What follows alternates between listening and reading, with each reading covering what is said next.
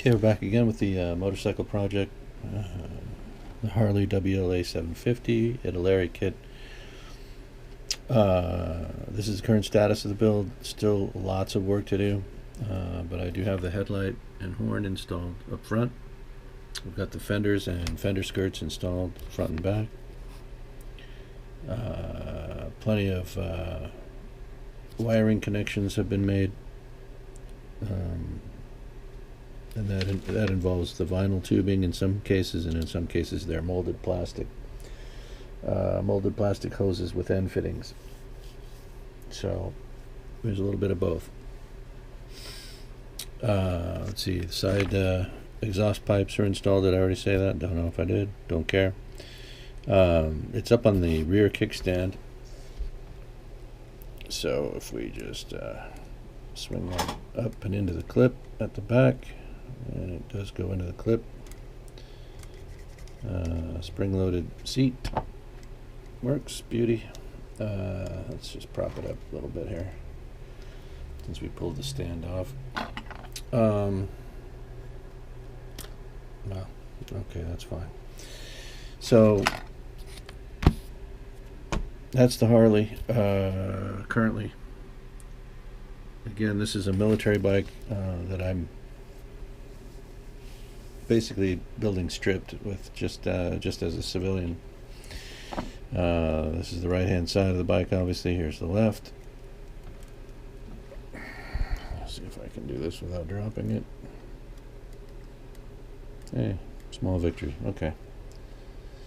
Alright, there's the other side of the bike. You can see I still have to add all the shifting equipment, the pedal, on both sides of pedals, and all the linkages, and then the gear shift has to be installed here, which is an actual gear shift lever on this older bike. Those not familiar with motorcycles, today you shift, there's a clutch lever up front, and you pull that in, and then on the right hand side you kick the gears up and down.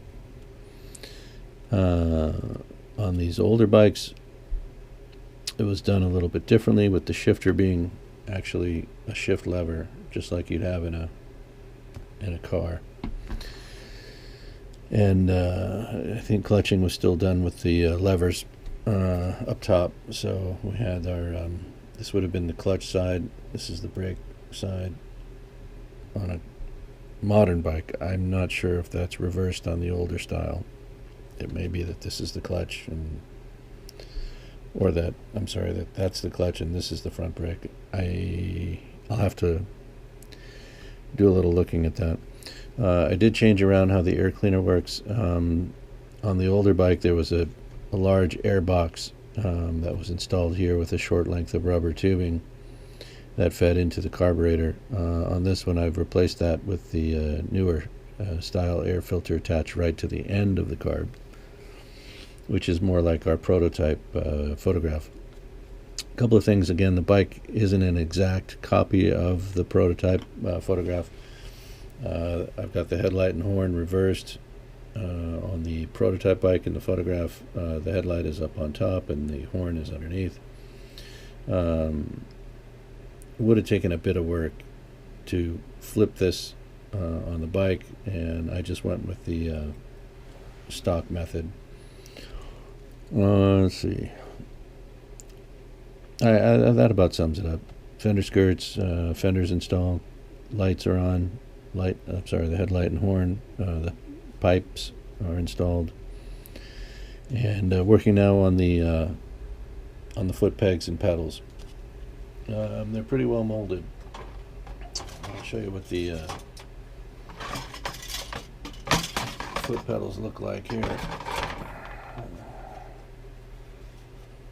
So I don't know if you can see those. So what we'll do is we'll spray those black, then mask off the foot tread part after it's painted black. Just mask in here and cut it, trim around this surface with the X-Acto, and then spray them again with silver chrome, and that highlights the borders and leaves the rubber tread part in black. So that's pretty simple, basic painting guide for those. Anyway, that's about it though. Once all the linkages are installed and the rest of the fuel line and other brake and clutch pedal line or clutch lines are installed, we should be just about home free. I did also kind of mock up a rear. I don't know. I can't think of the term for that thing, but I mocked something up. I don't know if I'll use it. I think I will, simply because the prototype has it. It won't look exactly like the one in the photograph, but good enough is good enough. So that's our plan for now. That's we're getting closer. It looks like a motorcycle now for sure. It may not look exactly like the one I was targeting, but it's close. And again, it's a terrific, a nice kit to put together. And imagine if you did it to the plan and built it according to the military pieces and parts, you'd be just as happy as if you were going to modify it. I imagine it'd be a lot less work actually to do it to the plan and use the kit parts. But everybody does what they do their own way, and that's what I'm doing here. Just making a few changes and trying to be a little bit creative with the kit, just to show that it can be done. And there aren't a whole lot of early motorcycle model kits out there, classics like this, or the Indians, or any of the really hardly any of the older style motorcycles. Even I'd love to see some board track bikes from the old, from the 30s and the 20s. You just don't see kits of those, and they're beautiful bikes. But everything's modern, cafe racers or Hondas and Yamahas from the last 20 years. Not too much of the older stuff, and that's why I got this kit. I wanted a nice old classic looking Harley. That's what we ended up. I think that's what we're going to end up with here. It would have looked good in black too. I thought about doing it up in just black and chrome, but I like the dark blue on it. It looks pretty nice to me anyway. Right, so I appreciate everybody watching. We'll do some more videos on it, more pieces and parts to add. Of course, there'll be a final. It might be at least, I would think, 2 more videos for me to make of this build project. Maybe only the one, maybe just the final. I don't know.